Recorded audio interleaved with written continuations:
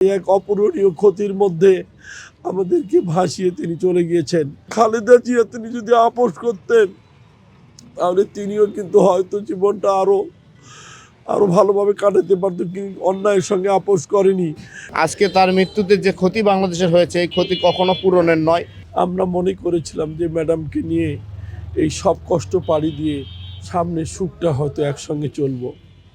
আমাদের প্রিয় নেতা জনাব তারেক রহমান বাংলাদেশে ফিরল, কিন্তু ঠিক তার 5 দিন পরেই বেগম খালেদা জিয়া আমাদেরকে ছেড়ে চলে গিয়েছে। এটা আমাদের জন্য সবচেয়ে কষ্টের, বগুড়াবাসীর জন্য সবচেয়ে বেশি কষ্টের। কারণ গত কয়েকদিন আগে আমি, রেজাউল করিম বাদশা ভাই, মীর শাহে আলম এবং আমাদের জেলা বিএনপির যারা শাহাদত ভাই গিয়েছিলাম গুলশানের বাসায়। বেগম খালেদা জিয়া শুধু বলল, বাচ্চা কেমন আছো, তোমাদের প্রস্তুতি কেমন?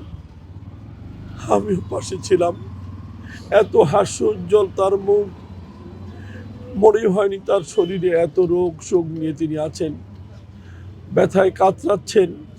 আমরা সে সময় বললাম, প্রিয় নেত্রী, বগুড়ার মানুষ আপনাকে দেখতে চায়, আপনি বগুড়া কবে যাবেন?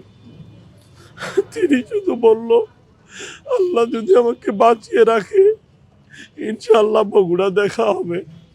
কিন্তু সেই খালেদা জিয়া আমাদের সঙ্গে আর দেখা হলো না। আমরা দোয়া করি আল্লাহ পাক তাকে যেন জান্নাতুল ফেরদৌস নসিব করেন। আমাদের প্রিয় নেতা জনাব তারেক রহমান, তিনি ভাই হারিয়েছেন, বাবা হারিয়েছেন, মা হারিয়েছেন, জীবন থেকে 17-18টা বছর হারিয়ে বাংলাদেশে ফিরেছেন। মার শয্যা পাশে না গিয়ে দেশবাসীর কাছে বলেছে, প্রিয় বাংলাদেশ, এ সময় আমার মা শয্যা পাশে তার থাকার কথা ছিল, কিন্তু আমি যাইনি আপনাদের জন্য। আমার মার জন্য এত কিছু করেছেন, আমি আপনাদের সঙ্গে প্রথম কথা বলে তারপরে মার সঙ্গে দেখা করতে যাব। এই যে মানুষের প্রতি জিয়া পরিবারের দেশপ্রেম, ভালোবাসা, শহীদ রাষ্ট্রপতি জিয়াউর রহমান তিনি জীবন দিয়ে গিয়েছেন। বেগম খালেদা জিয়া তিনি যদি আপোষ করতেন তাহলে তিনিও কিন্তু হয়তো জীবনটা আরো ভালোভাবে কাটাতে পারতো, কিন্তু অন্যায়ের সঙ্গে আপোষ করেনি। 17টা বছর তিনি শুধু বিএনপির জন্য কাটায়নি, কষ্ট করেনি। স্বাধীনের পরবর্তী সময়ে এই ফ্যাসিস্ট মুক্ত করার সময় তিনি কিন্তু সর্বোচ্চ ভূমিকা রেখেছিল। 17 কোটি মানুষের জন্য কাজ করেছে। সেই নেত্রী চলে গিয়েছে। আমরা দোয়া চাই, এক অপূরণীয় ক্ষতির মধ্যে আমাদেরকে ভাসিয়ে তিনি চলে গিয়েছেন। আমাদের প্রিয় নেতা জনাব তারেক রহমান সবাইকে হারিয়ে তিনি শোকাহত হয়ে গিয়েছেন। দোয়া করি আল্লাহ পাক সকল শোক কাটিয়ে তাকে যেন স্বাভাবিকভাবে চলার গতি ফিরিয়ে দেয়। তিনি যেন আবার ফিরে আসেন বাংলাদেশের মানুষের উন্নয়নে কাজ করার জন্য। এটাই আমরা প্রত্যাশা করি।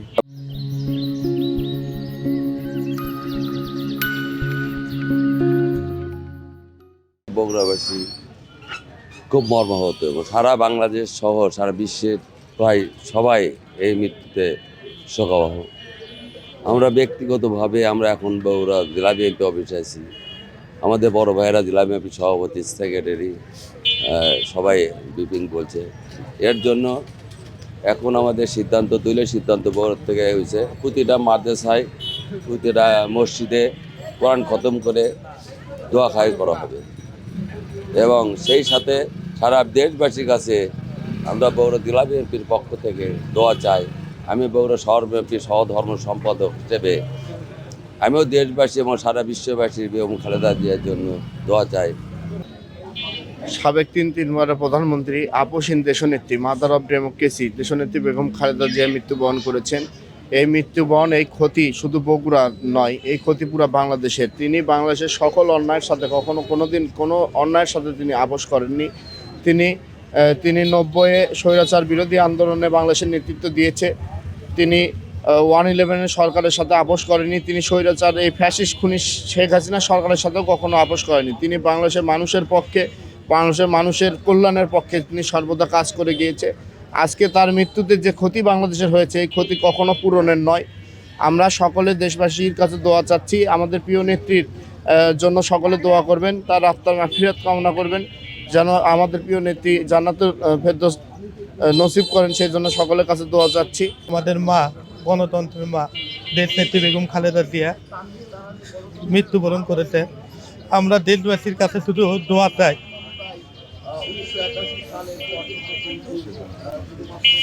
আল্লাহ যেন তাকে জান্নাতবাসী করে। খালেদা জিয়ার মৃত্যুতে বগুড়াবাসী আমরা শোকাহত।